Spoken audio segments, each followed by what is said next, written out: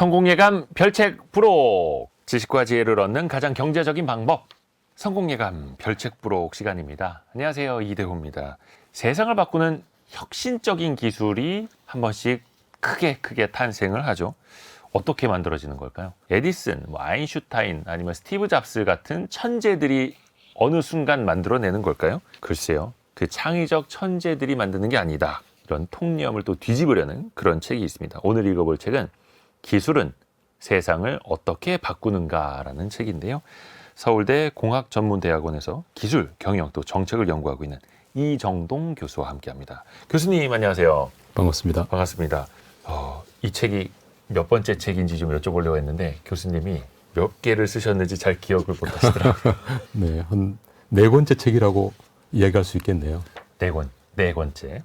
근데 특히 어떻게 보면은 기술을 어떻게 떠올리게 되는가에 대해서 더 많이 또 말씀을 해주려고 하시더라고요, 교수님께서는. 네, 거기 더 많이 집중하시는 이유는 어떤 걸까요? 네, 저는 개인적으로 연구 경력에 있어서 대부분의 시간을 네. 혁신적 기술은 어떻게 만들어내는 것인가에 관한 연구를 해왔는데, 특히 한국의 기업 그리고 한국의 산업에서 혁신적 기술이 왜 탄생하는가, 혁신적 기술이 조금 엄밀하게 말하면 왜 잘 탄생하지 않는가에 관한 문제에 대해서 오랫동안 연구를 해왔습니다. 네.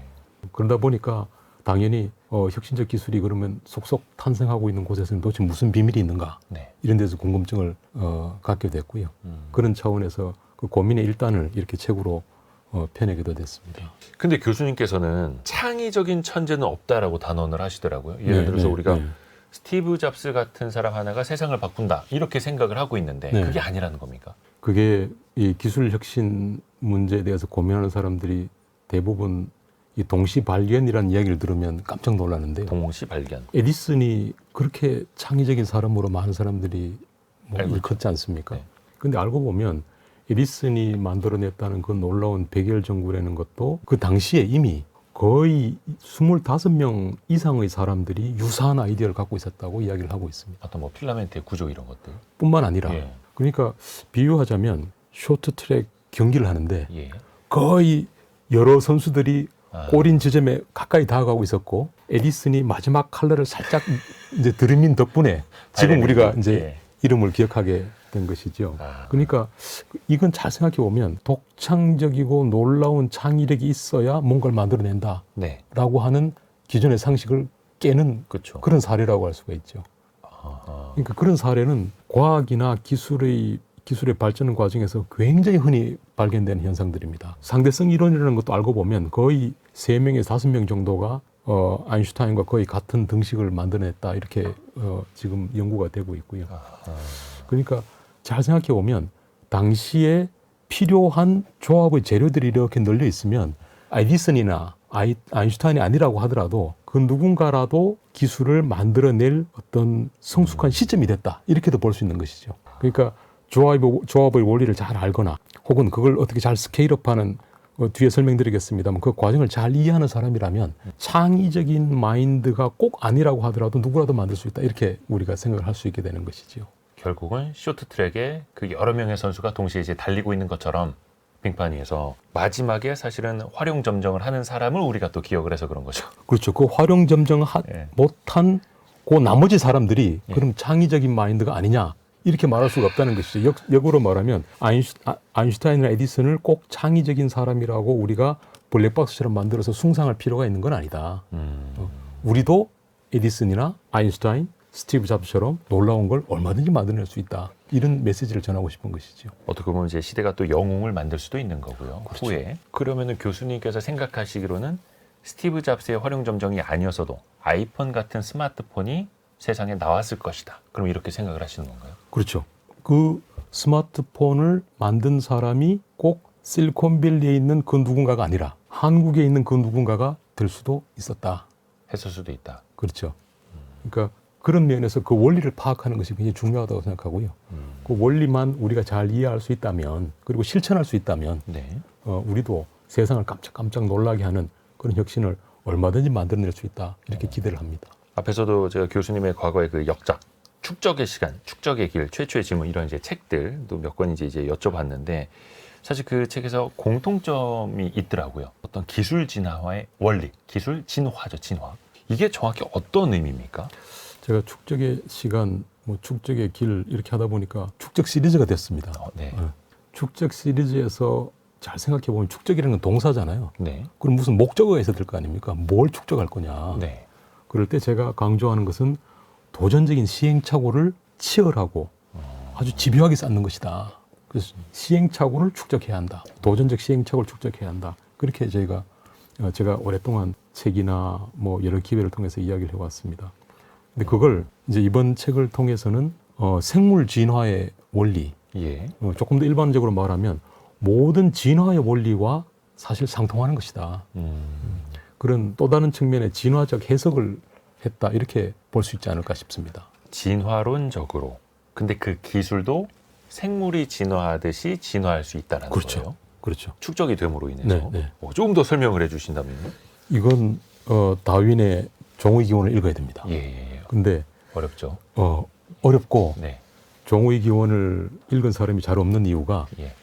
그 비둘기 때문입니다. 하도 비둘기 이야기가 많이 나와서 의외로 갈라파고스 이야기도 뭐 없지 않지만 네. 비둘기 이야기가 굉장히 많이 나오는데요. 읽다가 자코뱅이라는 비둘기 종류 들어보셨습니까? 자코뱅. 비둘기인데 예. 이 공작처럼 뒤에 장식 털이 아주 멋지게 나와 있는 그런 공작이 있습니다. 네. 저 비둘기가 비둘기인데. 있습니다. 사실은 날기는 굉장히 어렵죠. 시선이 잘 안 돌아가니까. 관상용입니다. 관상용. 근데 다윈이 비둘기 이야기를 그렇게 여러 가지 종류의 비둘기 이야기를 계속하는 것이 당시에 다윈이 살았던 시기에 유럽 귀족들의 아주 중요한 호사적인 취미 중에 하나가 네. 남들이 갖고 있지 않은 놀라운 신기한 품종의 비둘기를 갖고 자랑하는 겁니다. 그래서 집에 초대를 해서 난 이런 거 있는데 너는 뭐 구경도 해본 적 없지? 그러면 이제 뻑이고 이런 게 이제 뽐내는 거죠. 그러니까 그때 어떤 비둘기 육종가가 기가 막힌 걸 만들어낸다고 하는 것은 아이폰을 만들어내는 것과 같습니다. 육종가라고 하면은 뭐 이렇게 종을 개량해서 그렇죠. 예. 네. 그러니까 신기한 종을 만들어내는 거죠. 신기한 종을. 자코뱅 같은 그런 신기한 종. 어떤 비둘기는 보면요. 이 발이 거의 닭보다 큽니다. 털이 불쑥불쑥 나 있어서 걷기는 굉장히 불편해요. 근데 네네. 신기하게 보이잖아요. 관상용. 이런 걸 어떻게 만드냐. 그 원리를 다윈이 오랫동안 관찰하고 비둘기 육종의 원리를 오랫동안 관찰하고 이렇게 단순했던 비둘기가 어떻게 이렇게 놀랍도록 다양한 비둘기로 만들어질 수 있었냐. 그 원리를 일반화시켜서 본인이 자연에서 관찰했던 사실과 함께 섞어서 만든 이론이 자연선택 이론이라는 것입니다. 네. 그 과정은 딱 한마디로 요약이 되는데요. 많은 변이를 만들고 변이 중에 좋은 걸 선택하고 선택한 변이를 후손에 남기는 것입니다. 그렇죠. 축적하는 것이죠. 네. 그래서 선택, 변이, 선택, 그리고 전승 이렇게 이야기를 하는데 전승은 다른 말로 번역하면 이전에 만들어졌던 변이를 쌓아가는 것입니다. 예. 그러니까 그 원리를 다시 정리를 하면 많은 시도를 하고 그중에 좋은 것을 고르고 그리고 좋은 것을 고른 것을 바탕으로 또 새로운 시도를 하는 변이, 선택, 축적의 과정인데 이 원리가 새로운 기술이 만들어지는 원리와 정확하게 일치합니다. 아하. 아이폰이 탄생하는 과정을 보거나 혹은 일단 로켓이 거꾸로 착륙하는 장면을 보거나 우리가 흔히 요즘 이야기하는 비즈니스를 뒤집어 엎고 있는 그런 혁신적 모델의 연원은 모두 놀라운 시도를 일단 해보고 그것도 많이 해보고 네. 그중에 좋은 걸 고르고 거기서부터 다시 변이를 하는 축적의 과정을 이제 거쳐간 것이죠. 그래서 다윈은 자연계의 다양성을 설명하기 위해서 종의 기원이라는 책을 썼지만 네네. 그 원리는 기술의 진화에 있어서도 그대로 통한다. 이렇게 설명할 수 있을 것 같습니다. 생물이 진화하듯이 그렇게 기술도 진화한다. 그러니까 생각해보면 아이폰이라는 게 이제 처음 만들어졌습니다만 그것도 이제 불편해하는 사람들이 있으니까 안드로이드 진영에서는 우리는 그러면 UI, UX 그렇죠. 사용자 관점에서 이걸 어떻게 더 편하게 바꿔볼까 이렇게 하면서 또 더 많이 또 편리하게 진화가 그렇죠. 되는 거고요. 그게 이제 변이가 생기는 겁니다. 예. 처음에 그렇게 변이가 한번 생겼다고 해서 안드로이드가 바로 만들어지는 것이 아닙니다. 요렇게도 만들어 볼까 저렇게도 만들어 볼까 여러 번 시도를 하는 거죠. 그렇죠. 그중에 테스트를 해보니까 이게 좋은 것 같아 라고 버전 1이 나오는 것입니다. 그게 또 소비자들의 선택을 받고. 선택을 처음에 받은 다음에 예. 그 다음 거기서 또 개선점이 생기지 않겠습니까? 그렇죠. 다 만족할 수가 없으니까 버전 2, 버전 3 이렇게 축적이 되고. 선택을 올려가면서 축적을 해나가는 과정. 그렇게 해서 지금 우리가 쓰고 있는 이런 안드로이드 OS가 되는 것이죠. 그렇게 해서 폰 이름도 뒤에 1, 2, 3, 4 붙다가 너무 많아지니까 다른 이름 붙이고 20년대 들어서 그게 21년 아까 말씀드렸던 자코뱅 비둘기하고 비슷하게 되는 거죠. 아, 비슷하네요. 생물의 진화와 기술의 진화가. 이 책을 쓴 사람으로서는 똑같다 이렇게 주장을 하고 싶습니다. 이정돈 교수님의 주장. 신기술도 가끔 세상을 이제 깜짝깜짝 놀라게 하는 게 탄생을 하죠. 그거는 어떤 차이가 있는 걸까요? 이것도 원리? 비결이라고 그게 해야 될까요? 아까 말씀드렸던 혁신적 기술의 탄생 원리와 같은 건데요. 결국은 쌓이던 것들. 그렇죠. 제가 책을 통해서 이제 기술 진화의 용어를 쓰지 않고 예. 일반적으로 제가 말씀을 드렸을 때는 최초의 질문을 던지고 스케일업해라 이렇게 말씀을 드립니다. 네. 최초의 질문, 이건 남들이 안 해본 거 이걸 할 수 있을까? 해봐도 될까? 이렇게 이제 시도를 하는 것이죠. 네. 혹은 하고 싶다. 뭘 이렇게 한번 해보고 싶어. 라고는 어떤 욕망이 있을 거 아닙니까? 네. 욕구가. 네. 그런 것들을 이제 갖고 처음 시도를 하겠죠? 그럼 이제 그게 버전 1이 됩니다. 버전 1이라고 하는 것은 최초로 던져진 도전적 질문에 대한 첫 번째 해답이기 때문에 네. 완성형일 수가 없죠. 그래서 버전 2로 계속 개선해서 이제 올려야 합니다. 예. 그 버전이 올라가는 과정을 우리가 이제 스케일업 과정이라고 하니까요. 그 과정을 잘 보면 아까 제가 진화 과정에서 설명드렸던 변이, 그다음 선택과 축적, 이거 두 개를 그 세 개를 이렇게 묶어 놓으면 변이가 최초의 질문입니다. 그리고 선택과 축적이 스케일업 과정입니다. 그래서 최초의 질문을 던지고 스케일업해라. 이게 이제 세 개를 두 개로 줄이면 그렇게 설명할 수 있겠습니다. 새로운 기술이. 그렇죠. 그렇게 하다가 사람들의 선택을 받고 그게 또 대중화가 되고 그 최초의 질문 이게 뭐 어떻게가 될 수도 있고 왜가 될 수도 있고 뭐 다양할 겁니다. 좀 예를 들어서 이 최초의 질문을 좀 설명을 해 주신다면요. 어떤 게 있을까요? 작년 인류가 만들었던 로켓 가운데 가장 무거운 로켓을 쏘아 올린 스페이스X의 그렇죠. 위성 발사 모델이 있죠. 네. 이게 작년에 시험 파일럿이었습니다만 1단을 다시 이제 재착륙시켜서 받았는데 땅 위에 착륙시키지 않고 기가질라라고 하는 소위 이제 젓가락으로 잡았습니다. 공중에서. 그렇죠. 그렇죠. 발사대에서 아예 그냥 잡아버리는. 그렇죠. 그런 것들 보고 사람들이 이제 깜짝깜짝 이제 놀라게 되는 것이죠. 저게 어떻게 가능한 것인가. 그건 땅 위에 재착륙시키는 모델이 또 업그레이드 버전이라고 우리가 이야기를 해야 될 것 같은데 1단 로켓을 거꾸로 재활용해보자라고 하는 아이디어 자체가 그걸 왜 아까운데 버리지? 다시 쓰면 안 될까? 이런 질문을 던지는 것 자체가 최초의 질문에 해당하는 것이고 변이를 이제 시작하는 것입니다. 근데 그게 당연히 처음에 잘 될 리가 없죠. 인간이 신이 아니니까. 그 답을 찾아가는 과정을 계속 반복합니다. 무려 13년간을 2002년부터 2015년까지 13년 동안 끊임없이 실패를 거듭합니다. 그 네. 실패가 제가 지금 표현을 실패라고 해서 그렇습니다만 시행을 했고 거기서 학습이 일어난 것이죠. 그래서 다음번 시행에서는 조금 더 개선된 버전, 조금 더 문제가 조금 이제 적어진 그런 버전들을 계속 올려가면서 마침내 13년 만에 처음으로 거꾸로 이제 착륙을 시키게 되죠. 그게 스페이스X의 재활용 로켓 모델이 새로운 저희 표현으로는 개념 설계라고 하는데 네. 그 개념 설계가 완성되는 과정 이렇게 볼 수 있죠. 가장 대표적인 사례라고 말씀드릴 수 있겠습니다. 그 수많은 실패를 통해서 배우는. 그러니까 작년 이맘때였던가요? 스페이스X에서 쏘아 올렸던 로켓 하나가 공중에서 이제 폭발을 했는데. 그것도 얼마 물론 이제 전에 올해 들어와서 또 폭발했죠. 네. 그 물론 이제 길을 잃을까봐 인위적으로 이제 폭발 버튼을 눌렀다고는 합니다만 오히려 그 많은 스페이스X 직원들이 환호성을 지르고 그렇죠. 박수를 치는 모습에 네. 굉장히 좀 낯설면서도 저렇게 해서 이제 배워 나가는 거구나 또 깨달음도 얻게 되더라고요. 그렇죠. 그 자폭이 일어났습니다만 그 전까지의 과정에 있어서 성공이 있었고 그 실패 과정에서 우리가 왜 실패했는지에 대해서 학습을 할 수 있는 찬스가 생겼다고 보기 때문에 뭐 좋아한다는 표현까지는 좀 그렇습니다만 어쨌든 그걸 긍정적으로 소화하는 문화가 굉장히 중요하죠. 그 스페이스X 직원들은 뭐 박수 치고 환호성 지르고 막 그러더라고요. 네, 네. 근데 그 중계 장면에서 중계하는 사람의 말을 잘 들어보면 예. 폭발했음에도 불구하고 이게 의미가 있다. 왜냐? 그 위에 이 스타쉽이죠. 그걸 붙여서 이제 다 합치면 가장 무거운 인류가 쏘았던 것 중에 가장 무거운 것이라고들 이야기를 합니다. 네. 로켓은 여러 단계 사고가 많이 나는데 일단 발사 단계 사고가 많이 나고 그 위에 초기에 가속을 이제 붙이는 단계 사고가 많이 나는데 네. 그 아주 초창기 단계까지는 일단 떴다는 거거든요. 그 무거운 걸. 들어 올렸다는 거죠. 그렇죠. 그럼 여기까지는 확인됐다.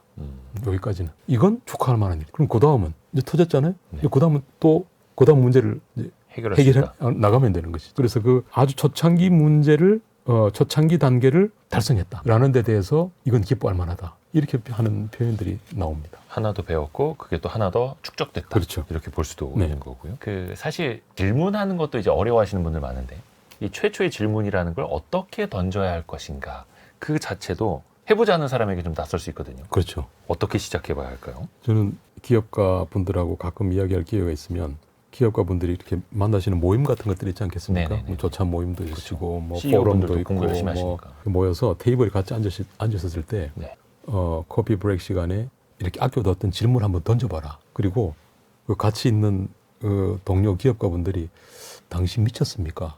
이렇게 말하면 그 좋은 질문이다. 오. 테스트로 그렇게 한번 해보시라 제가 그렇게 권해드리는데 약간 농담을 섞었습니다만 그 내가 던지는 질문이 좋은 질문인가 그리고 어떤 식으로 질문을 던질 수 있는가를 고민할 때 로드맵을 생각해 보면 됩니다. 네네. 모든 그 업계에는 그 업계를 지배하는 로드맵이라는 게 있습니다. 아까 로켓 말씀을 드렸습니다만 지난 80년 동안 인간이 로켓을 쏘아오면서 로드맵이라는 게 있습니다. 네. 무게 예를 들자면 연료를 어떻게 하면 가능하면 더 많이 실을 수 있는지 얼마나 빠른 속도로 올릴 수 있는지 또 분리할 때 얼마나 안정적인지 네. 그런 몇 가지 지표들이 있습니다. 이게 앞으로 사람들이 쭉 노력할 거기 때문에 5년 뒤에는 어떻게 될 것 같고 10년 뒤에 어떻게 될 것 같다라고 하는 로드맵을 쭉 그려놓습니다. 네. 태양광 분야 그러면 태양광은 앞으로 이렇게 발전할 것 같아 라고 하는 전문가들이 합의하는 로드맵이라는 게 있습니다. 예. 그 로드맵을 벗어나겠다라고 하는 의지를 갖는 질문은 일단 좋은 질문입니다.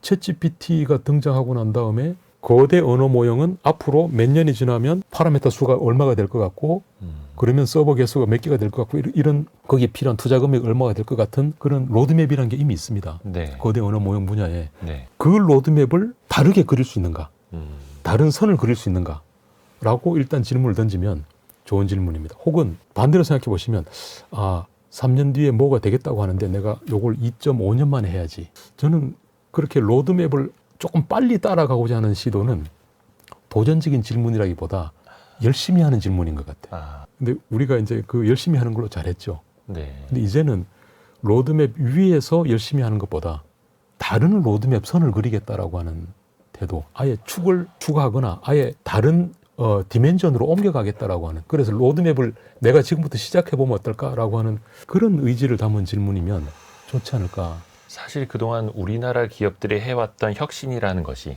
해외 다른 기업이 하는 것보다 우리는 6개월 먼저 했다. 시제품, 샘플 먼저 우리가 만들어내서 고객사에 공급했다. 이거였는데 그렇죠. 사실 그거는 그냥 열심히 하는 질문이고 아예 그냥 완전히 다른 길을 찾아봐라라는 거네요. 그렇죠. 네.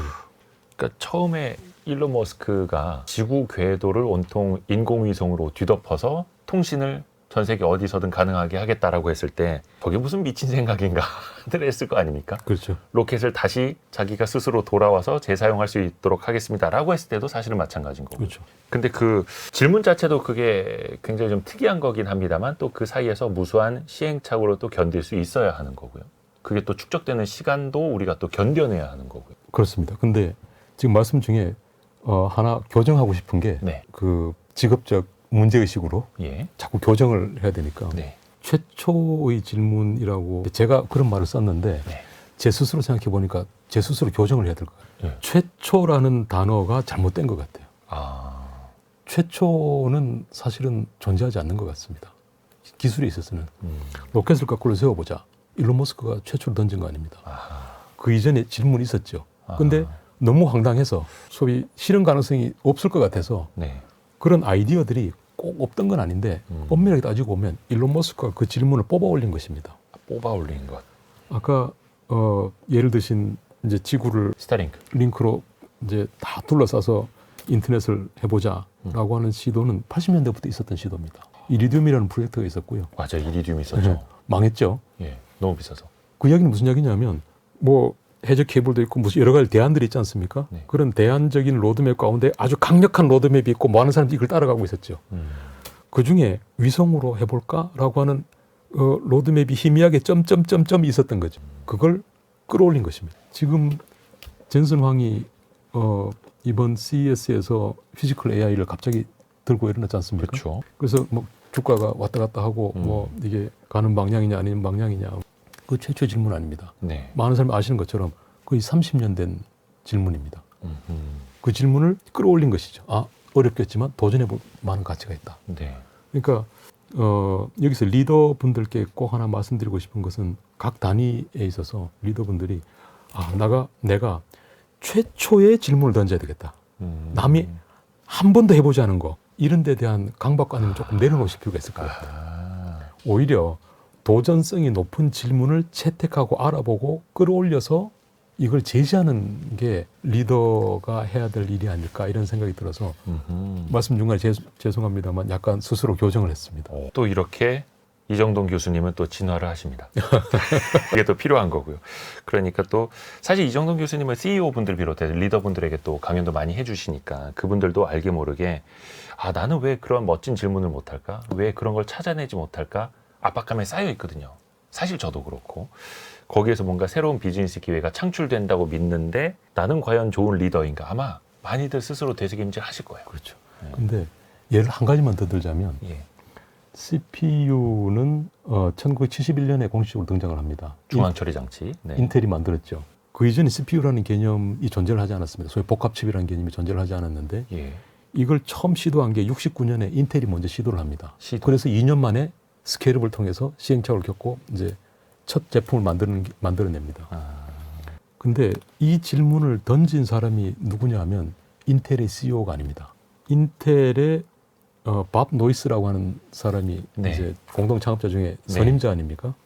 이 사람이 일본 출장 갔다가 소위 쓰는 수요 기업 중에 뭐 글로벌 랭킹에서 보면 그렇게 높지 않은 전자 계산기 만드는 중소기업 일본 사장하고 같이 일본인 사장하고 저녁을 먹습니다. 그 먹는 자리에서 일본인 사장이 칩을 쓰는 수요자로서 칩 전문가로서가 아니라 수요자로서 칩 수요가 너무 많은데 이걸 복합칩을 만들어서 좀 줄일 수 없나요? 이렇게 이제 질문 던져본 거죠. 방법은 모르죠. 본인 칩 전문가가 아닌데 당신이 칩 전문가라니까 내가 한번 물어보는 거다. 그 질문을 채택한 것입니다. 그러니까 이 이야기는 무슨 이야기냐면 CEO분들이 나도 일론 머스크처럼 뭐 알려지기로는 저런 멋진 비전과 뭘 다 포함한 질문을 던져야 될 것 같은데 전문성이나 뭐 여러 가지 면에서 나는 그게 없는 것 같은데 어떡하지? 이런 강박관념을 많이 내려놓으셔야 될 것 같다. 전혀 부담 가지실 필요 없다. 천재 아니라도 된다. 소비자가 던지는 질문. 또 컨퍼런스 가서 누가 하는 이야기를 이제 들어봤더니 저건 참 도전적인데? 그런 질문. 그러니까 중요한 건 도전성이 높은 거.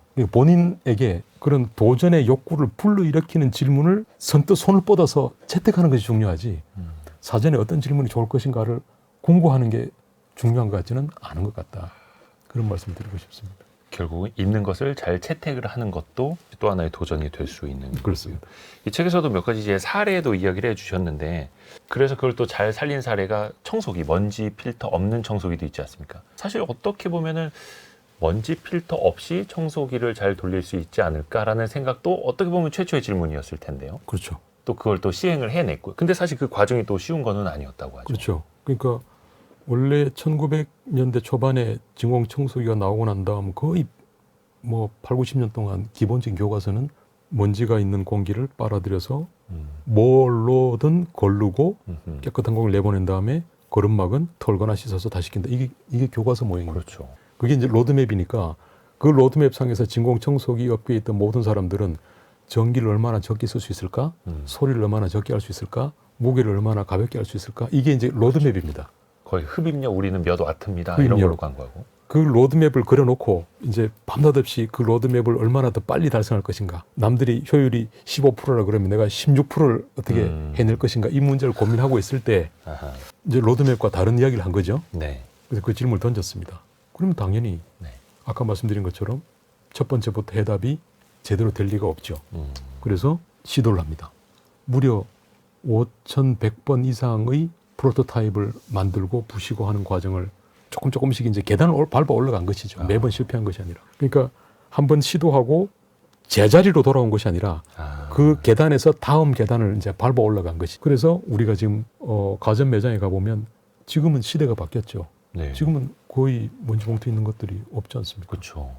그렇게 하나의 로드맵이 지배하던 시대를 끝내고 새로운 로드맵이 지배하는 시대를 열어간 그 사례도 아주 전형적으로 최초의 질문을 던지고 스케일업하는 것이죠. 그러니까 스케일업이 계속해서 뭔가 시도해보고 축적하는 거. 근데 일단 도전을 해서 시도해봤다면 실패하더라도 제자리로 돌아오는 건 아니다. 그렇죠. 한 단계라도 쌓여서 올라가는 그렇죠. 것이다. 시도하는 게 또 중요합니다. 근데 시도를 하고 실패라고 불리우는 이제 행위가 있었을 때 네. 그건 실패야. 너를 혼내겠어. 이렇게 말하는 순간 거기서부터 교훈을 얻기보다는 다시 처음으로 돌아가죠. 그래서 계속 같은 이제 시행착오 반복이 될 가능성이 있어서 시행착오가 아니라 시행 다음에 학습을 하는 게 굉장히 중요합니다. 시행착오가 아니라 시행학습. 그래서 어떻게 보면 이제 실리콘밸리 기업들도 그렇고 창의적인 기업들은 실패 사례를 많이 공유하더라고요. 그렇죠. 이렇게 하니까 안 되더라. 제가 아까 최초의 질문에서 최초를 스스로 교정한다고 말씀드렸는데 또 하나 더 교정해야 되는 게 예. 고백할 게 많네요. 축적의 시간에서 제가 누누이 그 이후로 책에서도 강조한 게 시행착오를 쌓아라 이렇게 말했습니다. 네네네. 근데 시행착오라는 건 잘 생각해 보면요. 시행 다음에 착오라는 건 정답이 있다는 뜻이거든요. 정답이 있을 때 성공과 실패, 착오냐 아니냐를 판정할 수 있는 거잖아요. 근데 시행착오가 아무도 해보지 않은 일을 할 때 어떻게 착오가 있겠습니까? 모르는 그러니까 건데. 시행착오의 경험을 쌓아라. 지금 아까 말씀하신 표현을 조금 빌리자면 실리콘밸리에서 실패 경험을 공유한다. 엄밀하게 말하면 실패 경험을 공유하는 것이 아니라 시행의 경험을 공유하는 것이죠. 축적의 목적어는 시행착오가 아니라 시행학습의 경험입니다. 그래서 착오라는 말, 실패라는 말, 실패 경험을 쌓아라는 말, 이런 말들을 혹시 제가 다른 책에서나 어디서 말한 게 있다면 지금 취소합니다. 근데 사실 이제 그런 말씀의 취지는 두려워할 필요가 없다라는 걸 또 읽히네요. 그렇죠. 예. 한 발 더 나아갈 수 있다라는 거. 그러니까 회사 내에서도 이 프로젝트 이거 잘못되면 이 회사에서 투자한 자금 얼마 날아가는데 투자자들이 난리 칠 텐데 그렇죠. 위에서 또 엄청 깨질 텐데 네. 경쟁사보다 뒤처질 텐데 이런 두려움을 또 갖기 네. 마련인데 그게 아니라 이런 우리가 언어 습관부터 좀 달리 가야 될 게 그 두려움을 더 낮추는 기제가 될 수 있는 거니까요. 연관된 떠오른 생각을 말씀드려도 될까요? 네, 그러면 너무 좋습니다. 특히 이제 기술 기업들을 우리가 시장에 있는 투자자들의 평가를 할 때 네. 어떤 기업은 기업 가치 이제 장부 가치에 비해서 아주 기업 가치가 굉장히 높게 평가되는 경우가 있고 또 그렇지 않은 경우도 있지 않습니까? 그 차이가 어딘지를 잘 보시면요. 예. 어떤 기업이 소위 흔히 말하는 대박이 나는 기술과 제품을 내놨다라고 해서 시장 가치가 높아지는 것이 아닙니다. 아니죠. 뭐 때문에 높아지냐면 그 기업이 모종의 도전적인 시도를 하고 있다라고 하는 사실 자체에 사실은 베팅을 하는 개념입니다. 아하. 그러니까 어떤 기업이 시장 가치가 굉장히 높은데 주가가 왜 저렇게 높지? 그리고 안정적으로 높지? 네. 라고 할 때는 뜯어보면 그 안에 도전적인 시행을 하고 있는 경우들이 많습니다. 즉 제가 표현을 하자면 이 안주머니에 기업의 안주머니에 도전적인 질문을 들고 꼭 되리라 라고 하는 희망을 갖고 끊임없이 시행착오하고 있는 아이템들이 많이 있을 때 그러면 이 주머니 안에 있는 숨겨진 카드는 향기가 밖으로 이렇게 번져나갑니다. 그렇죠. 그래서 사람들이 알아보는 거죠. 또 설레게 하죠. 설레게 하죠. 예. 그래서 주가가 높은 것인데 이 점에서 우리 산업의 지금 현재 우리가 알고 있는 우리 산업의 현실을 잘 생각해 보시면 네. 주가가 굉장히 생각보다 높지 않지요. 우리나라 기업들은 이제 전통 제조업도 많고 해서 많이 또 못 근데 봤죠. 산업 분야와 상관없이 우리 산업 혹은 기업 생각나시는 기업을 머리에 떠올려 보시면 그 기업이 지금 매출이 많고 적으냐, 수익이 많으냐 적으냐, 수주 잔고가 많으냐 적으냐가 아니라 저 기업이 어떤 모종의 도전적인 질문을 갖고 스케일업하고 있는 아이템이 있는가 없는가 그걸 잘 보셔야 합니다. 안타까운 마음에 늘 말씀을 드리는 게 우리 기업의 뱃속에도 그런 게 도전적 질문들이 좀 많았으면 좋겠다. 스케일업하고 있는 게 많았으면 좋겠다. 제 이 말을 약간 네거티브하게 표현하면 다르게도 표현드릴 수 있는데 조금 얌전하게 표현드리자면 그런 희망 말씀드리고 싶네요. 그게 이제 혹자는 거품이라고도 할 수 있는데 어찌됐든 간에 주식시장 용어로 밸류에이션 멀티플을 더 높이 받을 수 있다는 거는 누군가를 이제 설레게 하는 건데 그게 말씀하신 것처럼 도전적인 과제가 있고 그걸 또 시도하는 기업에 투자자들은 더 많이 베팅을 하니 그게 높은 기업 가치로 이제 또 반영이 될 수도 있는 거고요. 사실 생각해보니까 그러네요.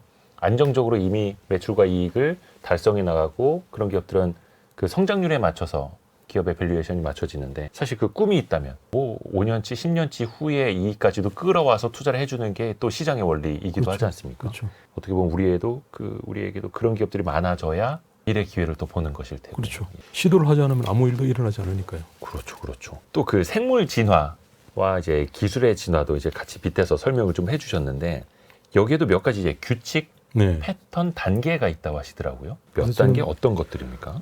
이게 이제 생물 진화에서 아주 흔히 관찰되는 현상들인데요. 네. 생물이 어떻게 저렇게 기기묘묘한 생물들이 탄생할 수 있지라고 하는 그 과정을 보면 자연 선택이라는 한마디로 요약도 되기도 하지만 예. 그 안에 이제 여러 가지 소위 규칙 같은 것들이 있습니다. 예. 첫째, 기술과 관련해서 시사점 있는 것들만 좀 말씀을 드리자면 조합이라는 게 굉장히 중요합니다. 그러니까 새로운 뭔가 탄생할 때는 반드시 A와 B가 합쳐져서 C가 되는 것이다. 예를 들어서 전화를 하는데 나도 인터넷도 하고 싶다. 그러면 이제 스마트폰이. 그래서 이게 이제 우리가 흔히 스티브 잡스를 일컬을 때 조합의 천재라고 이야기하는 그런 원리겠습니다만 탁월한 기술의 대부분은 조합의 산물입니다. 특히 스케일업을 여러 번 이제 시행학습을 해야 하는데 그때 새로운 문제를 이렇게 풀어가면서 점점 완성으로 다가갈 때 필요한 모든 지식을 내가 다 갖고 있을 수가 없잖아요. 그 문제를 협력하지 않고 내 혼자 풀려고 그러면 항상 B급 기술들을 쓸 수밖에 없습니다. 그래서 A급 기술을 갖고 있는 사람의 지식과 경험을 항상 이렇게 갖고 와서 조합을 해야죠. 조합의 원리가 아주 중요하고 또 하나가 굴절 적응의 원리인데 굴절 적응. 최근에 한국에도 출시됐습니다만 비만약으로 유명한 네. 유명세를 탄 약이 사실은 당뇨 치료제였습니다. 그렇죠. 그러니까 A 목적으로 만들어졌으나 B 목적으로 쓰이게 되는 사례들이 많죠. 이런 과정을 생각해 보면 그런 굴절 적응을 통해서 스케일업 속도를 높일 수도 있겠구나. 그런 생각을 우리가 해볼 수도 이제 있고요. 굴절이라고 표현을 하시는 거고요. 그렇습니다. 굴절 적응. 그리고 이 굴절 적응을 잘 생각해 보면 최초의 질문도 여러 군데 이제 발굴을 할 수가 네. 있습니다. 그리고 또 하나가 제가 정말 강조하는 키워드인데요. 종의 기원에 나와 있는 라틴어로 딱 한마디가 나와 있는 말 중에 하나가 네. 자연은 도약하지 않는다라는 말이 있습니다. 다윈이 한 말은 아니고 당시 자연사학자들에게 알려져 있던 유명한 말인데요. 자연은 새로운 변이가 생길 때 한 칸씩 한 칸씩 이렇게 쌓여서 만들어지는 것이지. 네. 그래서 놀라운 종이 단번에 어느 날 갑자기 탄생하는 것이 아니라 알고 보면 조금씩 이렇게 계단을 밟아가서 만들어지는 것이다 라고 네. 하는 표현을 씁니다. 기술도 마찬가지로 도약하지 않습니다. 돌발적인 놀라운 간밤에 뭐 이렇게 번개가 쳐서 그런 일은 생기지 않죠. 그래서 잘 생각해 보면 A라고 하는 로드맵이 있다가 갑자기 어떤 사람이 B를 했다라고 하면 그 중간을 잘 보면 A, A-A2- 같은 조그만한 아주 미세한 단계들을 다 발견할 수 있습니다. 그 사이에 무수한 시도가 있었다는 거죠. 그렇죠. 그래서 기술 혁신을 꿈꾸시는 많은 분들에게 뭐 우리가 뭐 기억해야 될 만트라 같은 것 중에 하나가 황새가 아니라 뱁새가 이긴다. 벌레, 개미의 시각을 유지해야 승리한다. 독수리처럼 위에서 이렇게 시각을 다 내려다보고 뭔가 이렇게 이게 대박이 날 거야 이렇게 찍는데 실제로는 그런 일은 일어나지 않습니다. 아하. 한 칸씩 한 칸씩. 그 스몰 베팅이 아주 중요하고요. 지금 구글이 어마어마한 기업이 됐습니다만 처음에 논문 검색이었습니다. 그 다음 이메일, 동영상, 조금씩 하나씩, 인공지능. 하나씩. 그 구글 같은 거대 기업의 탄생 과정도 거꾸로 뒤집어 보면 모두 스몰 베팅의 연속입니다. 다만 그 스몰 베팅의 속도가 계단을 올라가는 속도가 빨라서 네. 압축하는 것처럼 보일 따름이죠. 그리고 경험의 축적과 전수가 중요하다는 말씀은 두 번째 드릴 필요가 없고요. 네. 다 중요한 것 중에 하나가 이 생태계와 공생인데 지금 모든 기술은 이제 생태계 속에서 탄생을 하죠. 모든 기술을 혼자 다 갖고 있을 수가 없기 때문에 TSMC 주변에 수천 개의 기업들이 이제 TSMC를 둘러싸고 있다고 할 수 있는데 예. 서로 등을 기대는 관계에 있습니다. TSMC도 걔들한테 기대고 그 생태계에 있는 뭐 소프트웨어 하는 애, 전공정 하는 애, 후공정 하는 애, 패키징 하는 애, 뭐 이런 애들이 서로 다 이제 협력하는 방식으로 구성이 되어 있는데 여기서 이제 수익을 나누어 갖는 거죠. 네. 그래서 공생하는 이 생태계를 어떻게 성공적으로 만들 수 있냐 아니냐에 따라서 그 국가, 지역, 기업이 혁신을 많이 만들어낼 수 있냐 아니냐가 이제 결정됩니다. 그래서 이런 몇 가지 패턴들을 잘 생각해 보면 이런 패턴들이 진화에 아주 전형적으로 나타나는 패턴이라면 우리 기업이, 우리 산업이 나아가서 대한민국이 이런 것들을 갖춰 갖출 수 있도록 노력을 하면 뭔가 혁신적인 기술들이 날마다 탄생하지 않을까 이런 기대를 해보는 것이. 그래서 첫 번째가 조합. 어떻게 보면 이제 융합의 의미로 조합. 그리고 굴절 적응, 스몰 베팅, 경험의 축적과 전수, 또 생태계에서의 공생까지 또 중요한 키워드가 됐습니다. 그 생물의 진화와 기술의 진화가 또 완벽하게 똑같지는 않고 약간의 좀 차이점도 있지 않겠습니까? 네. 어떤 점이 가장 대표적일까요?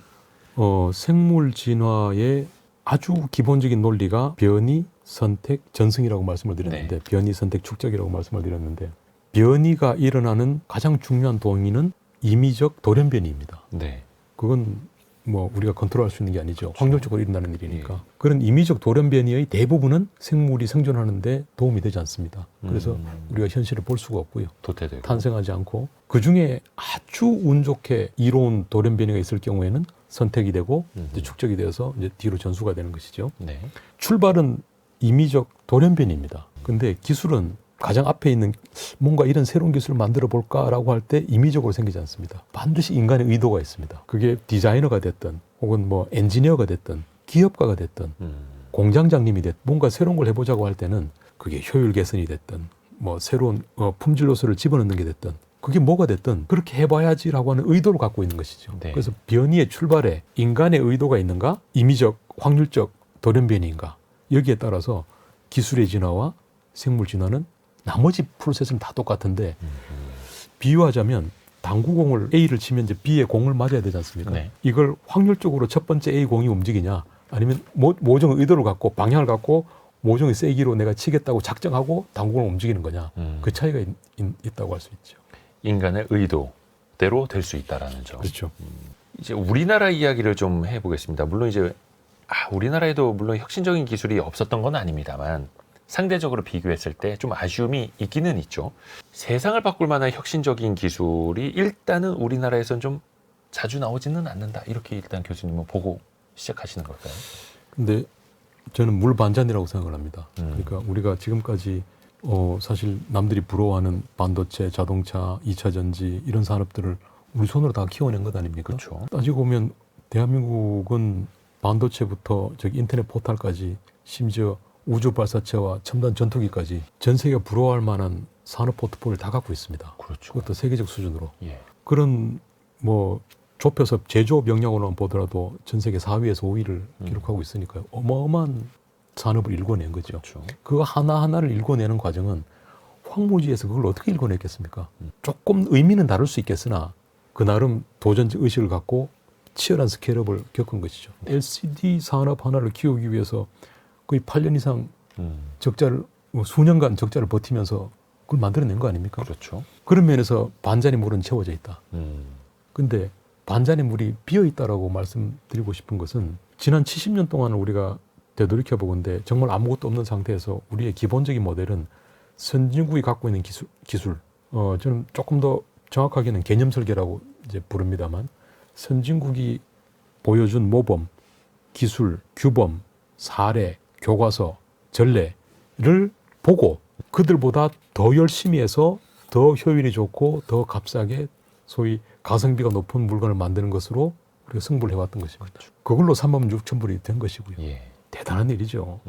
그런데 그 모델로는 우리가 더 이상 승부를 볼 수가 없습니다. 왜냐하면 선진국의 기술을 기준으로 해서 잘 만들기 게임으로 가면 중국이 거의 모든 산업 분야에서 지금 한국을 압도하기 시작을 했습니다. 지금 전기차들이 이제 한국에 슬슬 진출을 시도하고 있습니다만 사실 국제시장 이 글로벌 마켓에서 품목 대 품목, 산업 대 산업으로 잘 만들기 게임으로 실행을 잘하는 게임으로 이미 한국이 밀리기 시작했다는 것은 많은 분들이 공감을 하고 계십니다. 예. 그래서 우리가 갈 수 있는 유일한 길은 그 선진국이 만들어 놓은 모범을 로드맵을 따라가서 승부를 보는 것이 아니라 로드맵을 이제 창출하는 길로 가야 한다. 우리가 그렇게 할 능력이 없냐? 저는 충분히 있다고 생각을 합니다. 찬 반잔의 물, 그게 우리가 다음번에 도전할 수 있는 중요한 뜀틀이죠. 우리가 그걸 확보를 하고 있지 않습니까? 네.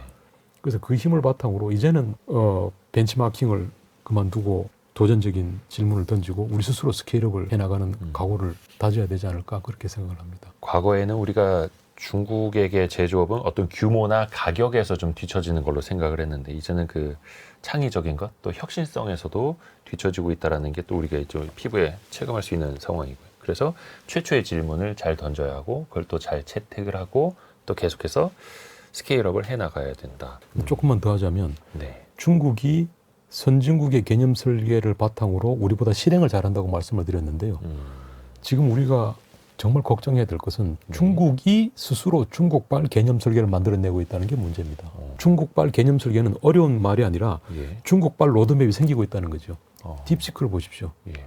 모든 사람들이 거대 언어 모형에 있어서 우리가 머릿속에 알고 있는 로드맵이 있었습니다. 예. 딥시크가 얼마나 신뢰할 만한 결과를 내놨냐라고 하는 것은 전문가들의 영역에 맡겨둔다 치고 네. 그럼에도 불구하고 전 세계 수백조 주식시장이 움직였습니다. 네, 그렇죠. 그 이야기는 다른 로드맵이 생길 가능성이 있다고 하는 것을 본 것이죠. 아. 그게 탄생한 원리는 아까 말씀드렸던 기술 진화의 원리와 정확하게 일치합니다. 아니 H백을 쓸 수 없는 그런 제약 조건 하에서 그러나 그만큼 혹은 더 성능이 뛰어난 걸 어떻게든 만들어보자. 새로운 개념 설계를 만들어보자. 이렇게 도전의 질문을 던지고 네. 수천 개의 기업이 아주 짧은 시간에 선진국이 오래 왔다만 얘들은 짧은 시간에 아주 많은 기업들이 스케일업을 집단적으로 한 것이죠. 그래서 딥시크가 나왔는데요. 이 딥시크는 제일 처음에 이 비유를 들었던 칼날 들이밀기의 첫 번째 선수입니다. 쇼트트랙에서요. 그러면 예. 쇼트트랙에서 두 번째 선수, 세 번째 선수가 0.01초 차이로 옆에 있다고 그러면 얼마나 두렵겠습니까? 우리는 어디 있을까요? 이게 이 딥시크 혹은 딥시크형 혁신이 중국발 개념 설계가 거대 언어 모형에만 있을까요? 2차 전지에는 없을까요? 가전에는 없을까요? 반도체는 없을까요? 유통 물류에는 없을까요? 앞으로 딥시크 같은 충격을 여러 번 목도하게 될 가능성이 저는 두렵습니다.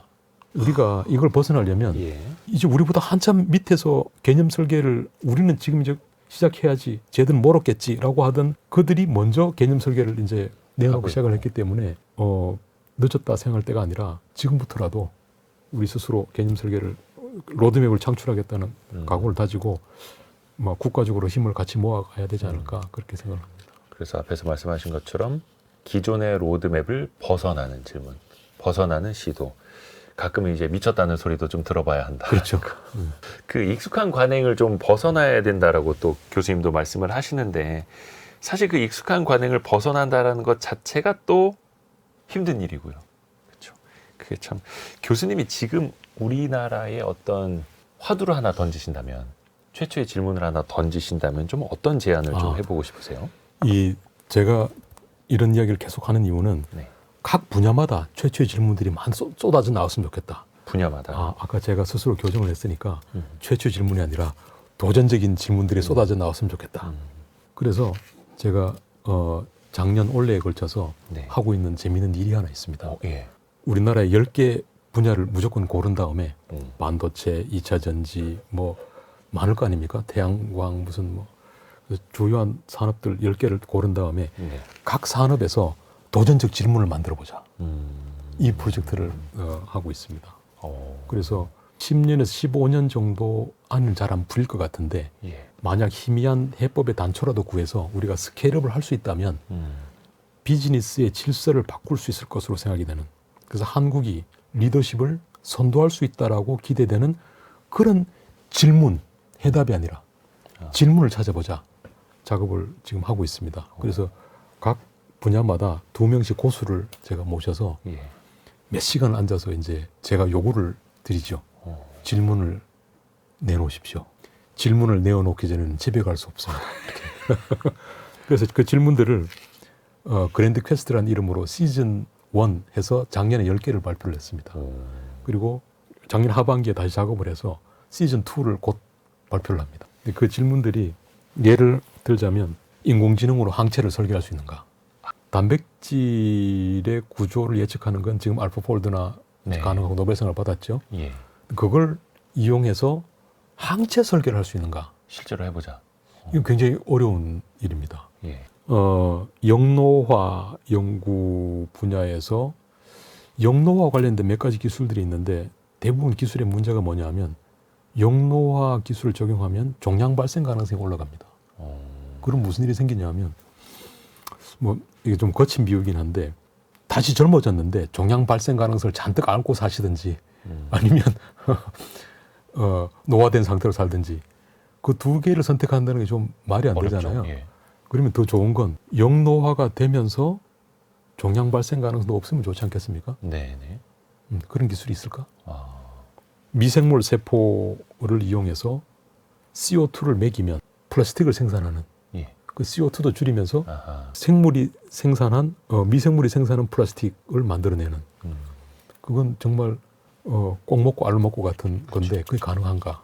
태양광 기술의 이론 효율이 30%뭐 조금 넘습니다만 60%를 할 수 있는가? 이런 질문들은 저희가 20개 질문들을 지금 도출을 했는데 모두 하나같이 그 분야의 전문가들이 쉽지 않을 걸? 이런 질문들입니다. 그래서 그런 질문들 저희가 이제 만들어서 이제 공개를 합니다. 네. 많은 분들이 이 질문들 갖고 가서 스케일업 한번 해보시라. 그래서 기업이든 또 저희는 특히 학문 후속 세대들, 네. 석사 박사 과정 또 포스닥 이런 학생들이 기왕 연구하는 거 남 로드맵 위에 서기보다 로드맵을 창출하는 도전을 해보는 게 어떠냐라고 해서 저희가 질문들을 계속 공개를 하고 있습니다.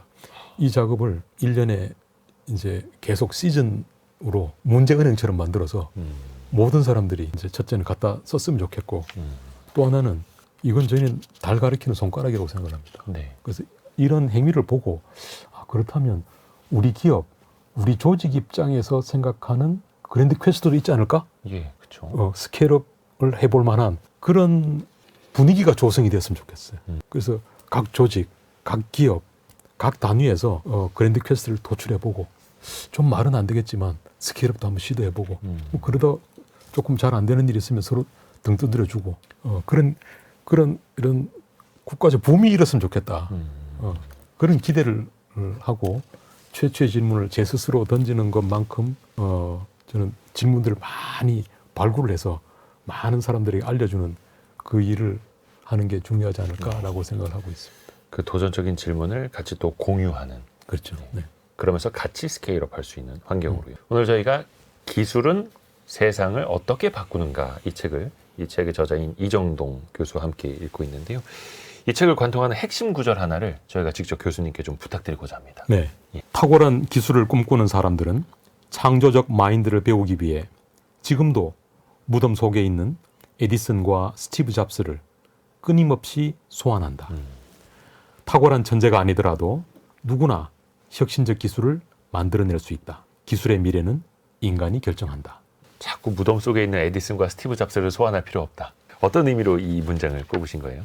지금 혁신에 갈급하고 네. 한편으로는 글로벌 세계에서 등장하는 혁신에 좀 치여 있는 우리 한국의 기업가들 그리고 산업계에 있는 많은 전문가들 또 연구 현장에 있는 많은 그 과학기술자들 이런 사람들에게 용기를 주고 싶었습니다. 그 설명하기 어려운 천재적 마인드가 아니라 얼마든지 충분히 이해 가능하고 쉬운 그러나 과학적으로 검증된 진화의 논리를 누구라도 따른다면 혁신적 기술은 누구라도 만들어낼 수 있다. 이런 용기를 주고 싶어서 그 구절을 골랐습니다. 지나고 나서 보면 그게 이제 잡스가 되어 있고 그게 에디슨이 되어 있는 거죠. 그렇죠. 그게 누구라도요. 오늘 성공예감 별책부록은 서울대 공학전문대학원 이정동 교수와 함께 기술은 세상을 어떻게 바꾸는가 이 책을 함께 읽어봤습니다. 교수님 오늘 도움 말씀 감사합니다. 감사합니다. 고맙습니다. 별의별 이야기를 책을 통해서 나누는 별책부록 마칠 시간이고요. 월요일 아침 9시 5분에 다시 찾아뵙겠습니다. 성공예감은 오늘도 여러분을 응원합니다.